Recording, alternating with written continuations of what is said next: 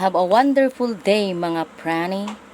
Today is a brand new day para ikwento at ipagmalaki yung mga accomplishment natin, yung success story natin sa mga kaibigan, sa mga kakilala, baka sakali makatulong at ma-inspire sila.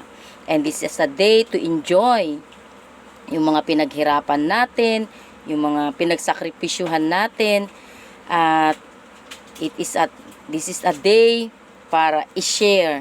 Hindi naman ibig sabihin kapag nagkwento ka, kapag i-share mo yung mga success story mo, yung mga accomplishment mo na narating sa buhay, nagyayabang ka na.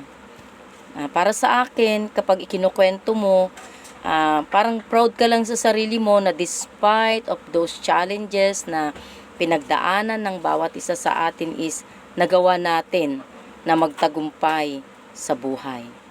Good luck mga Franny! Fighting! Be successful!